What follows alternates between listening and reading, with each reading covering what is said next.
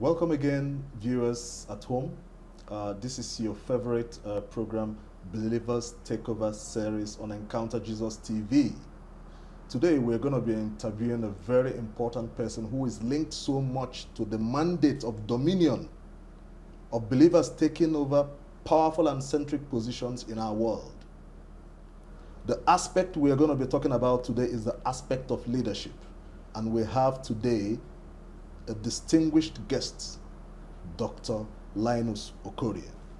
Dr. Linus Okorie is a renowned leadership development coach and human capital development consultant. He is the founder and president of Guardians of the Nation International, GOTNI, and the GOTNI Leadership Center, a leadership development non-profit organization. For over 20 years, Linus has been known as a relentless icon in the quest for good leadership in public and corporate governance in Nigeria. His vast experience in leadership coaching, mentoring, and advocacy across the world for over 2 decades has distinguished him as a trusted name in leadership excellence. Dr. Okorie is a recipient of the prestigious Member of the Order of the Federal Republic MFR Award, and in 2019 he ran for the governorship of Imo State under the YPP. Dr. Okorie lives in Abuja, Nigeria with his wife in Kiru and children Ebubechukwu and Chukwuebuka. Dr. Okorie, welcome to Chimamaka. Thank you so much. And you are somebody who inspires me so much. I had the opportunity of being in one of your programs some years back, and I was so impressed in how the Lord is using you to mold leaders. In fact, it is a calling of believers to take over centric positions of influence in their countries, in all spheres of influence, in government, in entertainment, in science, in academia, in wherever positions need to be led. And central in this feature is the grooming of these persons. And that is the assignment God has given you, to mold these people and see how they can function better to do the will of God when they get in there. Now, I want to know, what were the encounters that led you into doing what you're doing?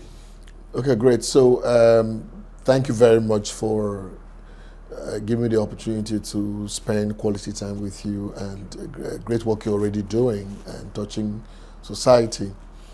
I had the honor and privilege of having an encounter early in life, specifically I was a member of the Scripture Union. And then I attended WOFB. So it was while I was going through WOFB in the Living Faith Church, Okay. that I came across for the first time a book of the Bible called Nehemiah. Wow. So while I was in this program, Understanding Divine Direction was a particular course, and then as soon as I read the story of Nehemiah, I was so inspired by that story. How Nehemiah had to leave the comfort zone to begin the process of rebuilding the walls of Jerusalem that was already a shame to the world. And when I finished that process, I felt there was no person at that time I could really compare notes with his leadership models and the one that Nehemiah had experienced. How could this man who was comfortable in the king's palace decide to leave the king's palace to go to suffer, to cast a vision, to mobilize people, to rebuild the walls? And I saw the process. He started first praying. That's right. He wasn't thinking about himself. So I began to weep. I was crying and praying for 3 days actually.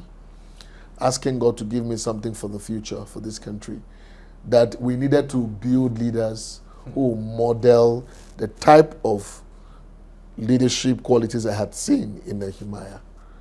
I wanted to build leaders that will have vision for the future, leaders who have a sense of mobilization, leaders who are sacrificial, who sacrifice time, resources for the common good.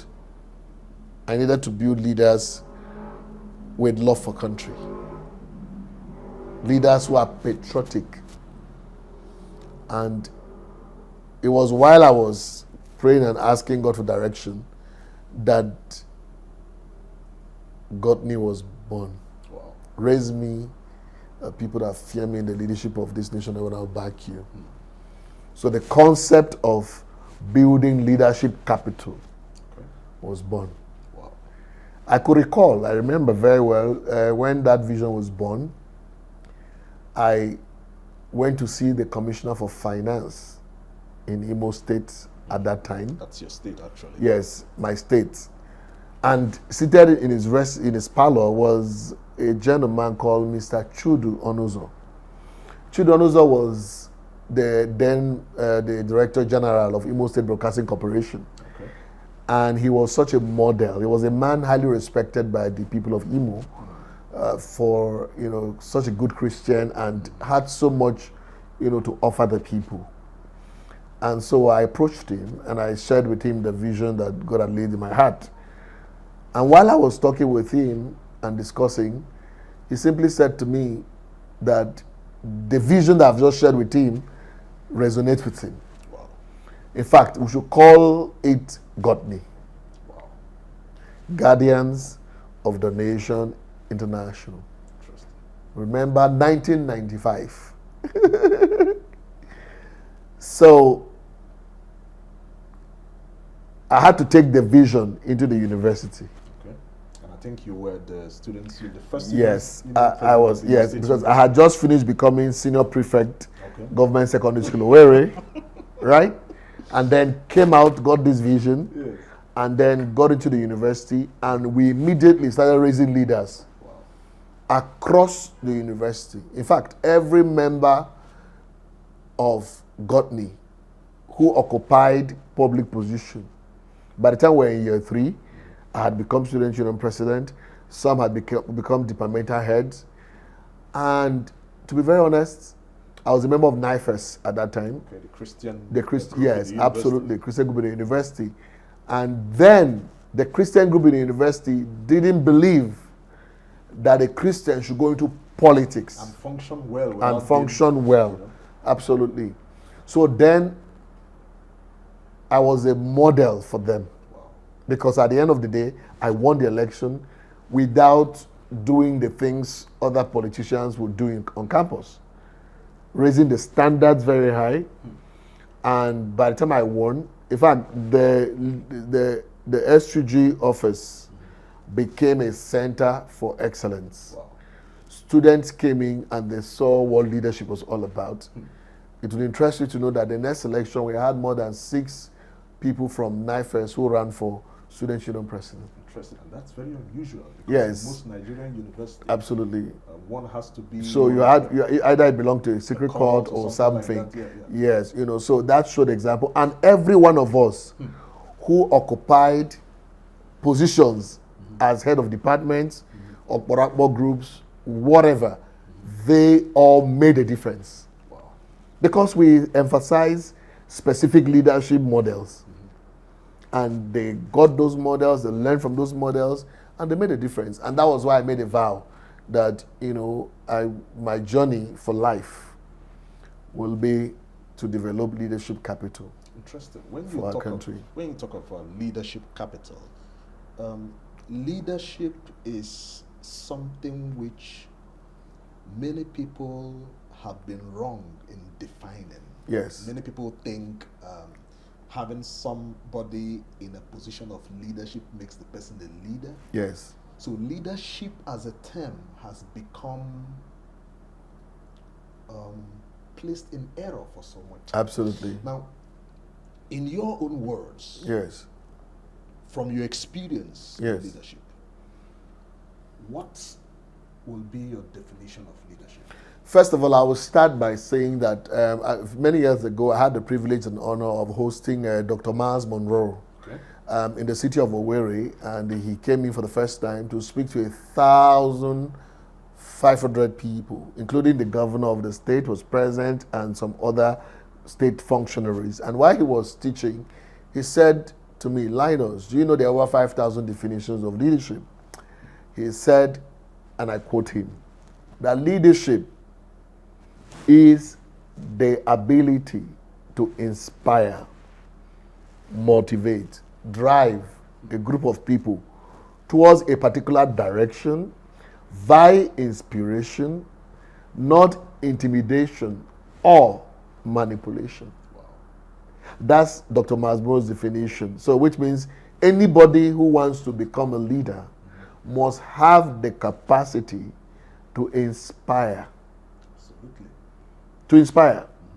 And that inspiration must come from a position of influence, which means that individual has certain characteristics, certain qualities that when people around see him display those qualities he has is a compassionate human being, right? He has emotional intelligence, he has executive intelligence, he has capacity to think in the interest of others before himself. He has capacity to serve other people. Service is his mantra, which means he can sacrifice for the common good. All those elements make up the qualities of leadership that Dr. Masbro described. Okay. Therefore, my own thinking, recently I was talking to a group of people and I said to them, one of the most interesting concept of leadership that I have been interested in most lately is transformational leadership. And I decided to frame my own definition of what transformational leadership is all about. Okay. And I will quote, transformational leadership is that concept of leadership, that approach of leadership that places premium on humans, inspired by vision, supported by sound principles. Now, this will now help the leader in the process of achieving the vision. The leader is changing. The followers as well are changing. And in the middle of all of that change going on, an outstanding individual is produced. An outstanding organization is produced. The outcome of that process is an outstanding individual, an outstanding institution, an outstanding business, an outstanding state, an outstanding nation. So what it means is that no nation will make progress, no institution will make progress until you have humans that have been groomed to place priority on the importance of people, the importance of human beings. That human beings are to be empowered, human beings are to be encouraged, human beings are supposed to be groomed for good. Therefore, vision becomes central. That's why the Bible says that without vision, people perish. Right. So, no great nation that is if present today, is existing without visionary leaders. In fact, speaking about vision, it's vision from what we know today, from hindsight, it's indeed something that is in the heart and in the mind of God. This is an era, this is the era of the apostolic church, where God wants to bring out powerful people from the church. They're not going to leave the church, but he's going to bring them into powerful positions in society where his will is going to be done. Now, What do you think is the role of leadership in this great plan of God, in particularly the African society, where it seems that nothing is working? So the interesting thing is that in the agenda of God, He made it clear that when the righteous are in authority, the people rejoice. Okay. So remove the wicked from the presence of the king, and the throne shall be established in righteousness. What does that mean? So what it means is that the role of the church leaders is to create opportunities for those within the walls of the church to understand that there is nothing wrong for those who are called to the political positions. There's nothing wrong for them to go and venture into those offices, because there's a disturbing trend that really literally says that the political space is dirty, filled with dirty people. So as Christians, we should have no business in the political space. In fact, there are communities that have it as a very strong, it's so strong, restriction so strong that it's like if you run for politics, it means that you are backsliding. They excommunicate you. They excommunicate. And I experienced that as a student in the university at that particular point in time, where my first community said I'm backsliding because I ran for office. Wow. Right? Now, if you see the reason why it must be a must for Christians especially Christians who are not just Christians, but who are being also groomed, because you might be a good man, okay, righteous brother, but you have not been groomed in leadership capital. Your tongue speaking, you have every, yes, you have every, but when it comes to, working with wicked people, working with foolish people, working with all manner of human beings, you have not been groomed to work with those sort of people, right?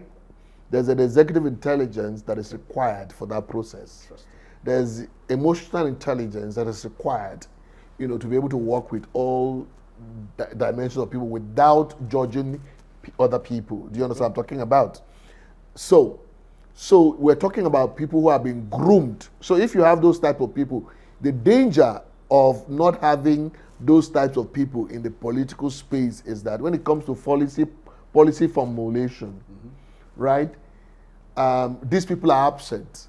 And because they are absent, they leave the space for people who do not care about the common good, people who are also driven by an agenda that is self-driven or third-party driven, which is the enemy. Do you get what I mean? That's right. So what do? They can create situations whereby things will be difficult. Now, you have the choir girl who is singing in the choir, the group of people who are in choir singing, and all of that. They love God. They really love God, truthfully. But at the end of the day, the economy is so hard that those people will not be able to afford food. Any opportunity that comes their way for them to be able to afford food, they will fall for it. Do you get what I mean? And today, that is actually what is going on, right? The brother who is a tongue-speaking brother, who has applied to do a job in the civil service, in the government systems, right? And you have systems that they have put in 40%, you have to give us 40% to make progress, all types of systems and all of that. The brother will go out there, he has to feed his family. Many people are falling victims of all of this. So they will so you have a system whereby, we have fluctuations. People who love God, they come serve God, they by the time they leave, go into the marketplace hits them left and right, compromises, then we return again back to, we cried to God for help, we still, so that's what is going on. So, but if you have people who are really, really passionate, and they are prepared and they are spiritually sound, and then of course, and they have all the other leadership competencies, and they run the political offices and the win. If you have a critical mass of them in the House of Assemblies, in society, then people will rise. And that was why Abraham Lincoln was praying a prayer many years ago. He said, "Oh God, may men and women of principles become our principal men and women." Wow. Do you understand what I'm saying? It was out of, because he has experienced it. Like, you look right, look left, you're not seeing people who share the same, ideals with you, the same principles with you. Because, it is a fear of God sometimes that even in the secret that helps us, to go away from signing certain deals. You understand what I'm talking about? If you're a Christian, a man with a love for God, you fear God, and you are in a position where you can sign up billions, but the fear of God can restrain you. Do you get what I mean? So those are the issues. Do you get what I mean? We're not saying that we want perfect human beings, basically. It's a journey in itself. But what we're saying is that we want people with a heart for God, who really love God, and then who have those principles we're talking about, and who are committed to excellence. You know what I mean? Committed to excellence, competent. They are competent in whatever they're doing. Because the Bible says, whatever your hand finds to do, you do with all your might. Do you get what I mean? Yes. So we're talking about a call. This is a call for leadership, not just in the political space, for leadership in business world, for leadership in entertainment, for leadership. There are people who are blessed, they have a lot of gifts, but they cannot go to the entertainment space, right? The media space, they can't perform there because they say, "Oh wow, we can't fit in there." So at the end of the day, people are creating narratives that are driven by the wrong spirits. Do you get what I mean? By the wrong principles. Those narratives are being driven. If you go to social media right now, you can see the narrative that is being, bombarded, here and there. Yeah. So that tells you what we're saying, that, we need a new generation of leaders to emerge. In fact, across talking all the about systems. this matter of a new generation, which is very important. We'll get back to you. This discussion is getting heated up, and I'm learning so much, and I know you're learning too. We'll get back to you. We'll take a break, and then we'll back to you. Thank you very much. Are you looking for premium media coverage with a touch of class and excellence? Welcome to Phoebe Ade's Media, where your moments meets mastery. We offer top-notch services and event coverage, weddings, conferences, birthdays, church programs, baby dedications, and more, directing, editing, and cinematic post-production, voiceovers, documentaries, and professional baby shoots, animations, short-form content, and social media visuals, script writing, content development, and creative consulting. With over a decade of hands-on media experience, both locally and internationally, we bring depth, creativity, and professionalism to every project, backed by a solid team of editors, animators, and videographers. We are equipped to deliver excellence always. Let's create magic together. Phoebe Ade's Media. We don't just capture moments, we preserve legacies. Call or WhatsApp us on 080-6626-3386. That is 080-6626-3386.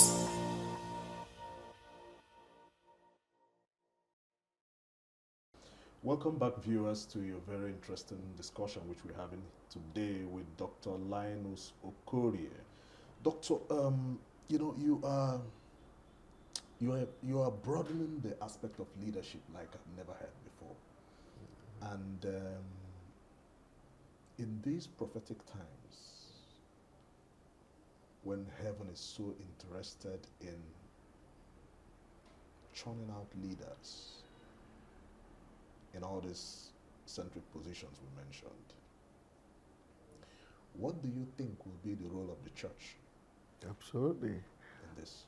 I mean, so one of the interesting things that I've always said is that the leadership of the church must work on its content, okay, the messaging, the messaging has to be, very interesting.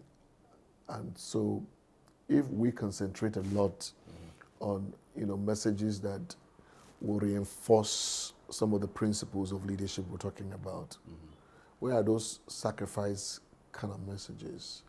Where are those patriotic messages of nation building? Do you get what I mean? That believers are supposed to be patriotic citizens of the nation that they belong to. Not just praying for the nation, but they should serve the nation. Those types of messages of love for one another. Do you get what I mean? So that when people occupy positions, they come from a place of love.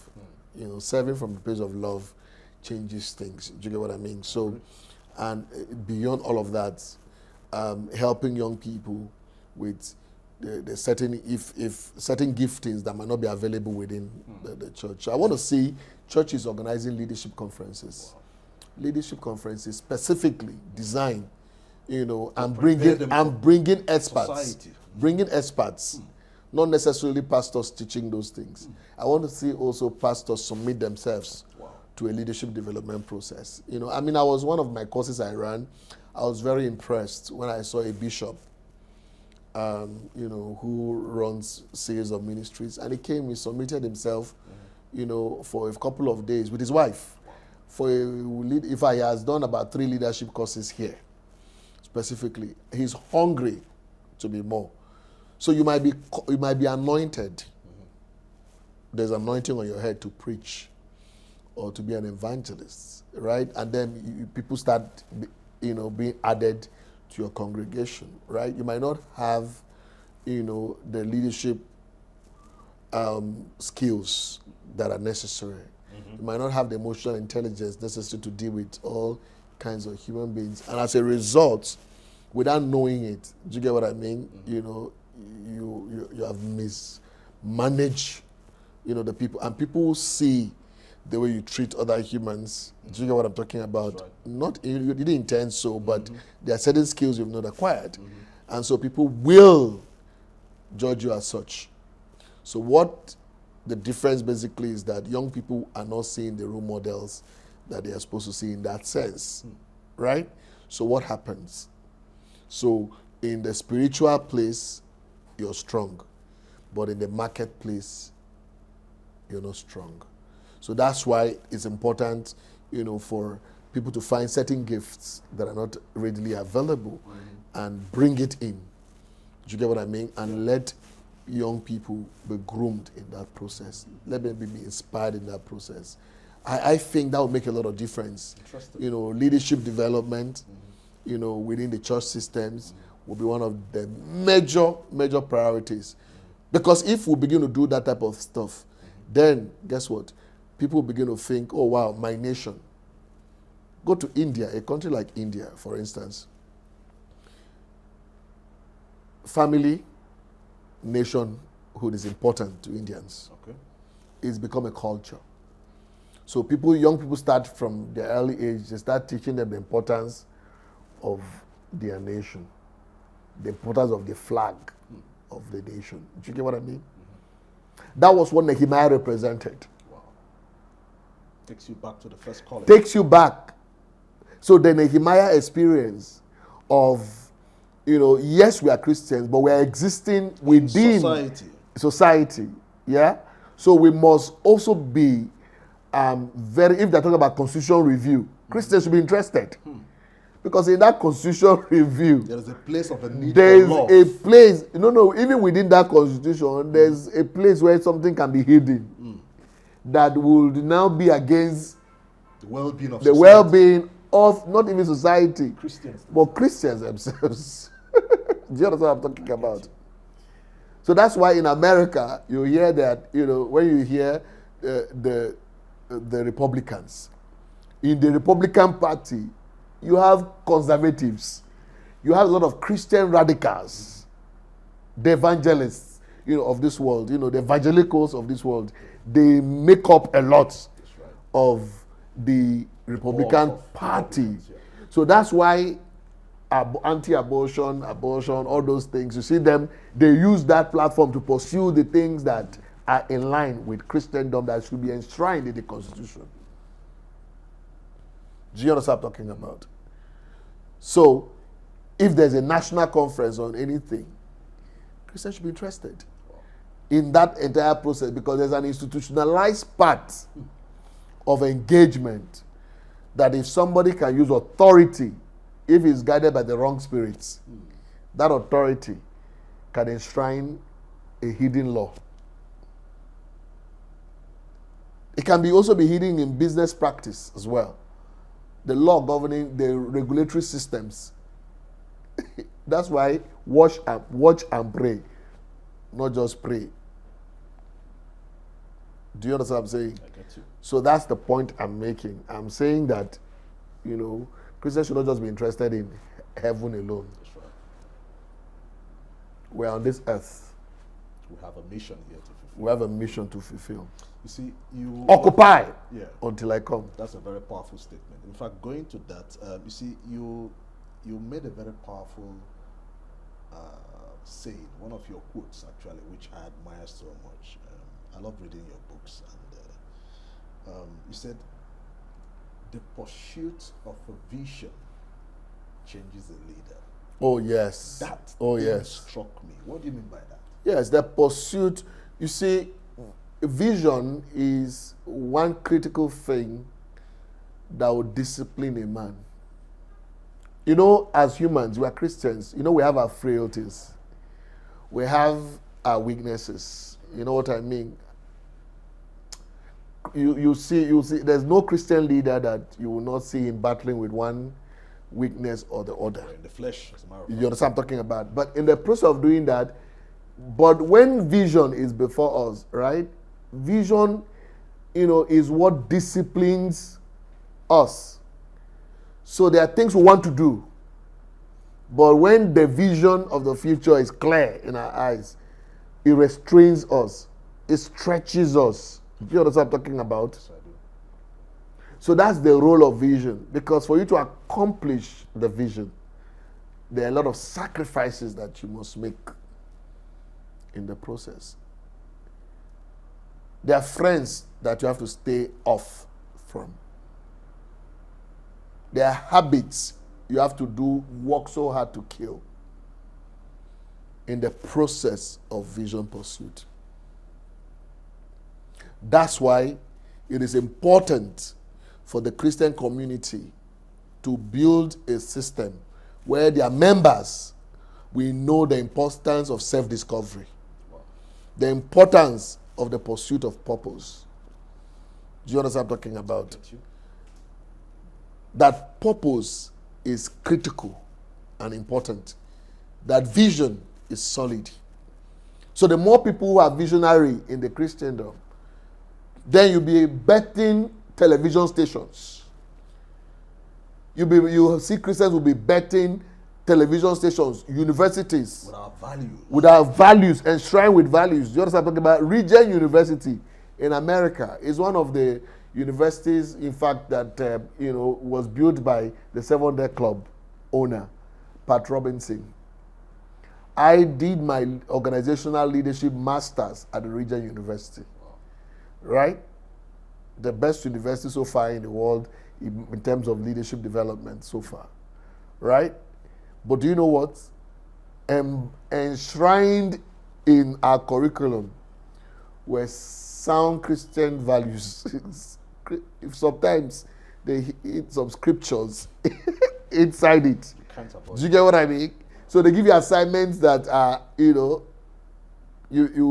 begin to quote scriptures, as the case may be. So you have a lot of people, atheists, all manner of people who have come to pass through the university, but because these universities are guided by their own principles, they can shape what goes on. So the people pass through that system are shaped. And that's why you also have, the Catholic secondary schools. Those who went to Catholic schools and all of that. You could see the type of discipline that, So these are, absolutely. So these are the things we're talking about. So we're talking about betting visions. We're talking about going to what stops somebody from, designing a vision to own aircrafts and set the principles. Do you understand what I'm saying? So our vision will not be limited. Do you understand what I'm talking about? There are a lot of visions that if we open our eyes and we're on our knees as well, you will see a lot will emerge, especially this end time. You see, you keep talking about visions. From what I deduct, visions are a critical part of leadership. Absolutely. Now, how will the viewer there, the one listening to you now, how will that person decipher this vision from God? I mean, if God is chasing that person around with that vision, that person has been with that vision since he was born or she was born, how do you think the person can decipher that vision, the particular vision God is calling that person to? So if there's anybody listening to me right now, the first thing that you need to know is the fact that as a Christian, all visions, they are from God. Before the foundation of the earth, He created you. So He knew you. He knew what you would become. And so if there's anywhere you're going to find vision and purpose for life, is on your knees, like I did. I remember that particular experience I had to spend time praying and asking God for direction. Okay. And it dropped in my heart. Already, while I was in secondary school, people already started seeing a lot of leadership qualities around me. So people will see. Family will see, friends will see, right? But sometimes you don't even realize it until that personal conviction comes. Because it comes very easy. When that conviction comes, you will never, from that day that vision hit my heart about what my calling was, literally, I've not rested. Do you get what I mean? Because if a man doesn't have a purpose waking up, sleeping becomes interesting. So what is that thing that can wake you up from sleep? This is something that is burning your heart. There's something that you see. It's just an energy comes from within. No, if I want to play a role in media, there's a lot of mediocrity going on. You discover that you just hate mediocrity. It's a pointer to where God has called you. Do you get what I mean? But the primary thing is that there's a place for close yourself with Him. And, He will speak to you in ways unimaginable. Do you get what I mean? And so when a vision is inspired, this is 31 years I've been on this mission. That's interesting. From the age of 19. I've not done any other thing else in this life except leadership development.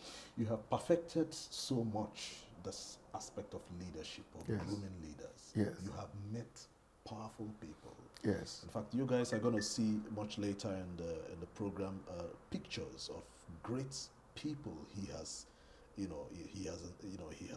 with, and you've been with most of them policymakers that have changed things in their societies.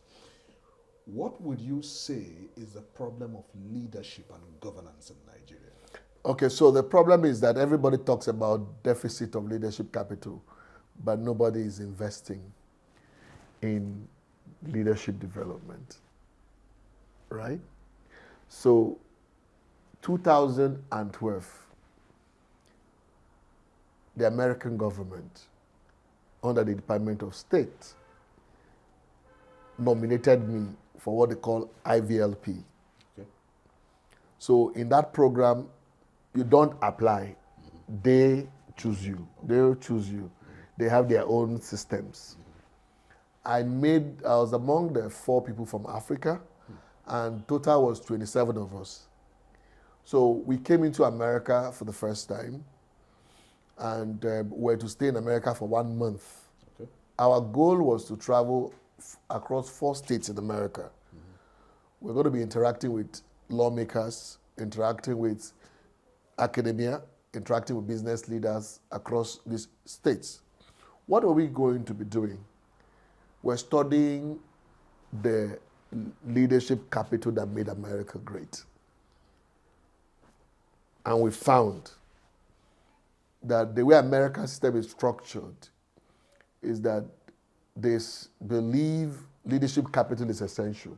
So their institutions, they provide grants for young people in secondary schools, primary school, to start learning leadership.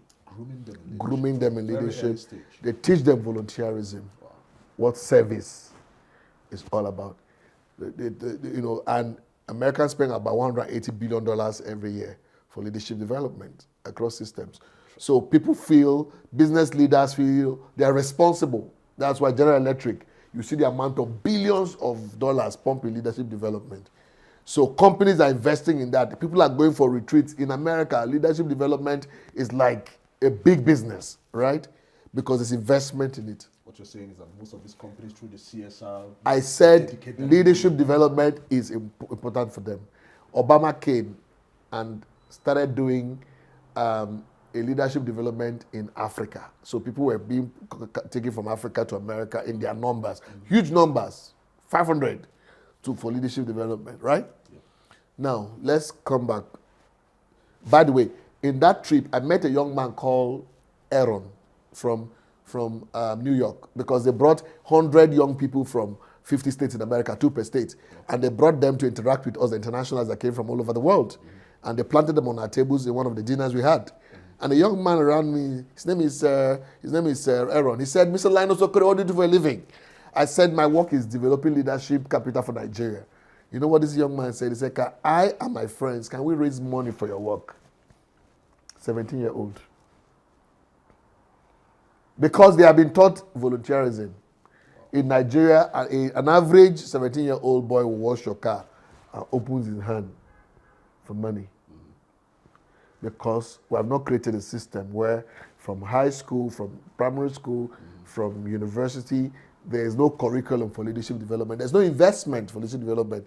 Show me any budget that there's in government systems today that is towards leadership development. Even in churches, show me budgets that is planted to say, let's train our young people, let's send them out for leadership development. So you can see that until we reverse that, you won't be able to create the pool, a critical mass that will think leadership. Because the greatest task of the leader is to convert every follower to a leader. And that is not happening right now. You saw in the Bible, the people who followed David, day after day, they came unto David to help him. That's right. Until it became a great army. And that army was the army of God. David reproduced after himself. That one time, you're talking about people, one person is fighting 300 persons with a jawbone. Do you understand what I'm talking to you about? Investment for leadership development in this country in Africa is near -1. So that's why, even when you have in budget, in ministries and institutions and agencies of government, right, at the end of the day, you still see most of those leadership jobs be given based on I know you. So people put a mantle with no experience for leadership development who execute those types of things, and it will be mediocre. That's interesting. So if we must change the narrative, we must be deliberate about it. There must be businessmen who have made money should begin to invest money in their communities, in the villages. I want to take 40, 50 young people out of my village, send them to Abuja, to the Golden Leadership Center is here. Send them here, and we will groom them here. Imagine if every businessman in this country does that from their communities. Then you know what is going to happen? What's going to happen is that those young people will become great leaders in their thoughts. When people come to buy them with money during the elections, they will say to them, "We don't need your money. Stomach infrastructure will no longer control their thinking." Because they have been groomed. If you have not groomed them, what do you expect of them? No amount of preaching during elections can change anything. That investment must not just be only investment in evangelism. It must be in leaders. It must also be an investment in Let's groom the quality of our young people so they can be nation conscious. They can be nation builders. Do you understand what I'm talking about? Nation builders. People who care about the growth of their country. Okay, speaking about that, I would like you to, this has been a very interesting discussion here, and in conclusion, how possible is it for such a leader of your envisions to function in society, in a few words, to function in society and not get corrupt or join one secret society or the So that's why you need a critical mass of leaders. That's why I'm talking about the investments. So when you have leaders who are well groomed and the leader shows up, it doesn't come as an individual. It comes with his lieutenants who have been schooled in a school of thoughts. Do you understand what I'm saying? I give you a clear example. As a student union government president, very clear example. We had money that was in our purse. So majority of the guys in the cabinet says, let's squander it. Let's share this money. After all, we have not been given any money since we came. We have not been paid salaries. We have not been. Let's use this money for ourselves. And I'm the leader now. I said no. That this money should be used for a project that everybody will see, tangible project. And the infighting started immediately. I said no. I was already put out for parliament to impeach me for doing the right thing. So I found some guys in my team that share the same values with me.